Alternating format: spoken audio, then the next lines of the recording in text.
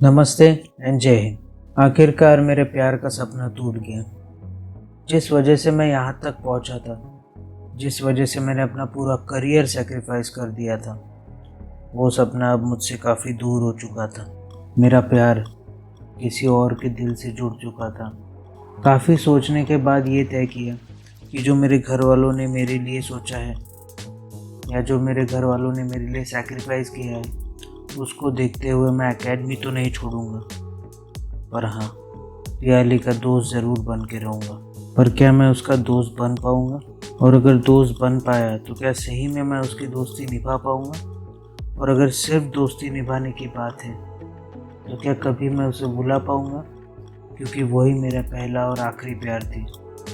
इन सब सवालों के जवाब आपको दूंगा। आप बने रहिए, देखते रहिए। काश तुम मेरे होते।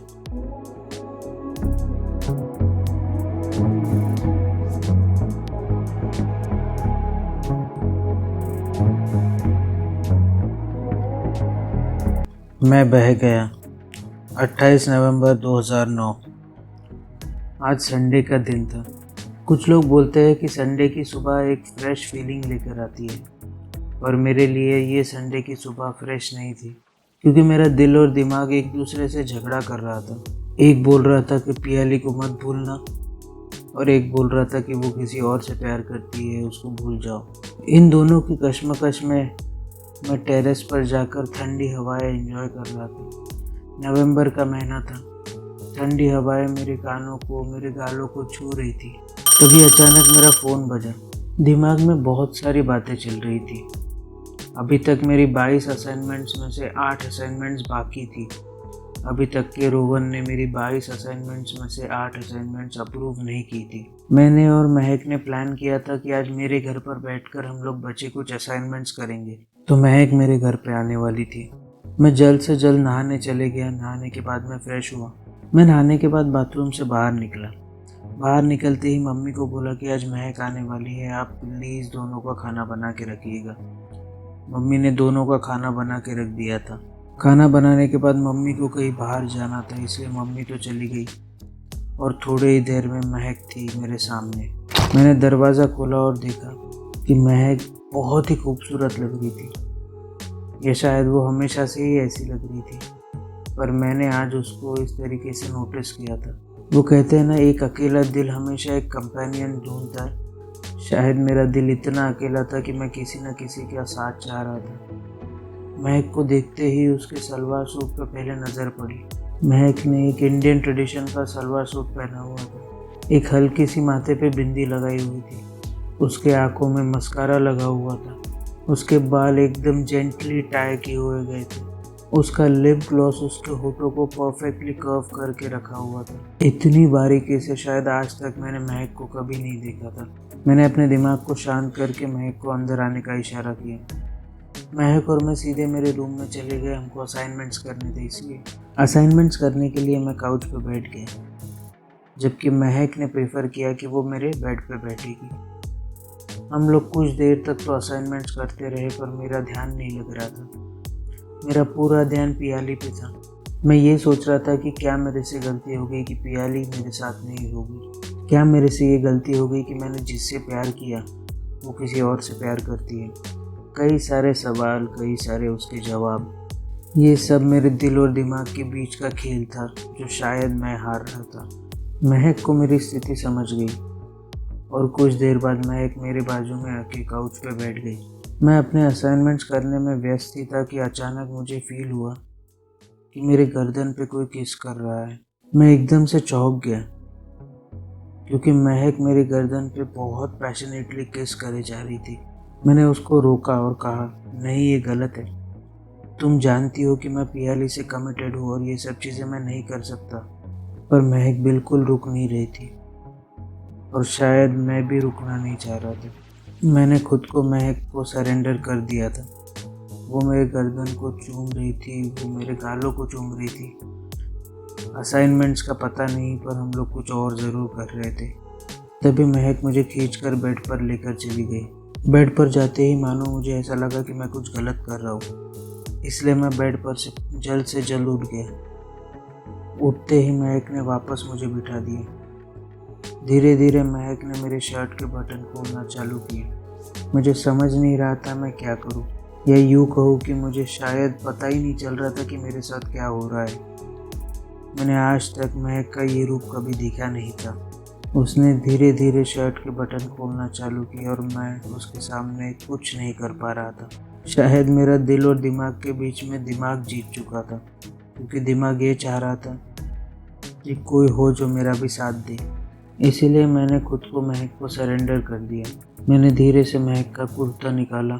अब जितना मैं कमज़ोर था उतना वो भी कमज़ोर थी। तभी अचानक मेरे दिमाग में ख्याल आया कि नहीं, ये गलत है। भले पियाली मुझसे प्यार ना करती हो, पर मैं उससे प्यार ज़रूर करता था। और अगर मैं आज उसको धोखा दे दूँ तो शायद ये मेरे दिल की हार होगी। मेरे सर पर मानो जुनून सा सवार था। कुछ अच्छी बातें याद आ रही थी, कुछ बुरी बातें याद आ रही थी। मानो मेरे कंधे पे दो इविल्स बैठे हुए हैं, एक गुड सोल है, एक बैड सोल है। अब कौन जीतने वाला था? और फाइनली जीत हुई बैड सोल की, और मैंने और महक ने जो नहीं करना था वो कर लिया।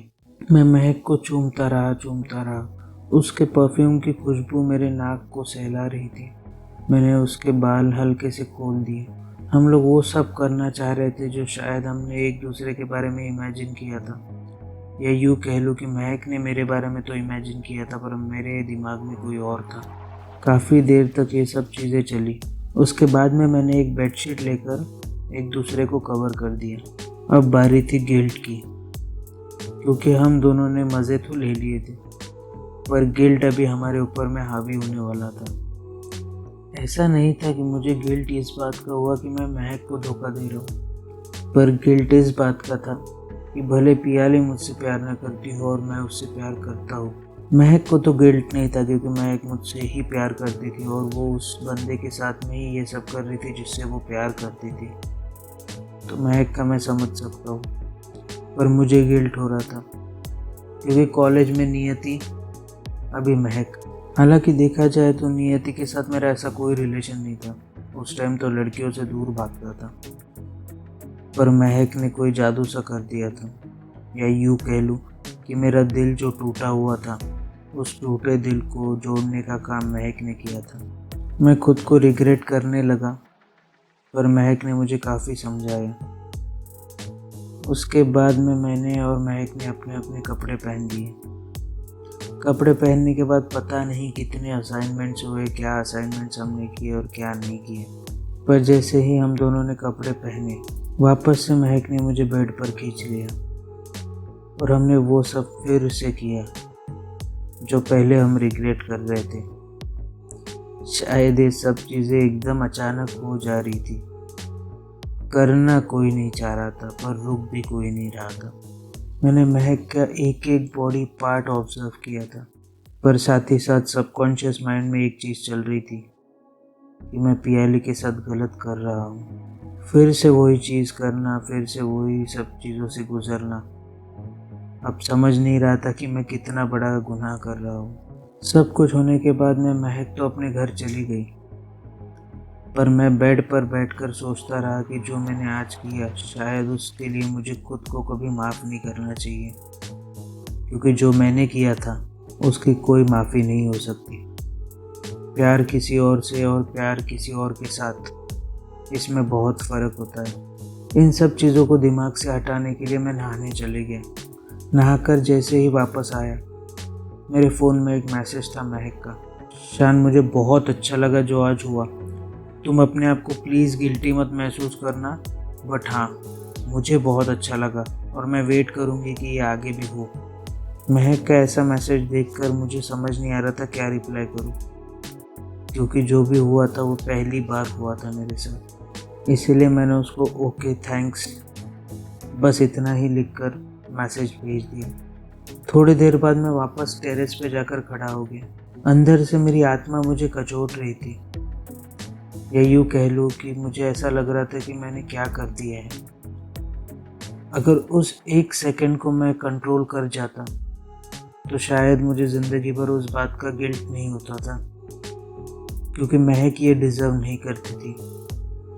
महक एक ट्रू रिलेशनशिप डिज़र्व करती थी, और शायद इस कहानी में आप सबको ऐसा भी लगे कि मैं एक बहुत ही ख़राब लड़का हूँ।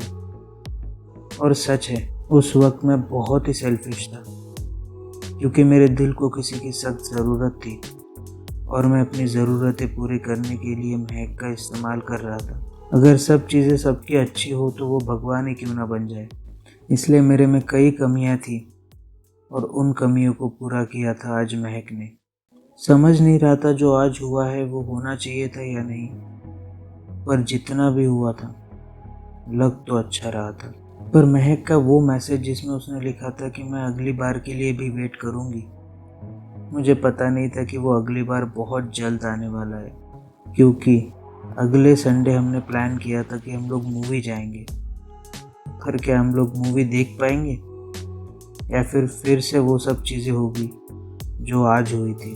और क्या होगा मेरे और पियाली के रिलेशनशिप का, क्योंकि पियाली ऑलरेडी कमिटेड थी। पियाली किसी और से प्यार करती थी, वो मुझसे प्यार नहीं कर सकती थी।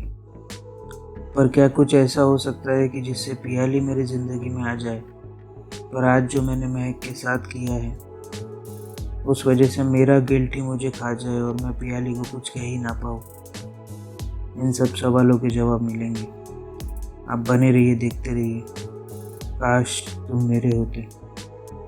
और आप क्या कर सकते हैं, अपने हाथों की सफाई का ज़रूर से ध्यान रखिए। बार बार अपने हाथों से अपने चेहरे को मत छूइए। इसके अलावा सोशल डिस्टेंसिंग का ध्यान ज़रूर रखिए, मतलब अपने में और अगले में कम से कम 10 से 12 फीट का अंतर रखिए। इसके अलावा भारत में बनी कोरोना वैक्सीन कई प्रक्रियाओं से गुजरने के बाद आप तक पहुंच रही है, तो जब भी आपकी बारी आए कोरोना वैक्सीन ज़रूर लगवाइए। इसके अलावा जब भी आप घर से बाहर निकले अपने चेहरे को फेस मास्क से कवर करना ना भूलिए। इससे आप खुद की भी रक्षा कर पाएंगे और औरों की भी रक्षा कर पाएंगे।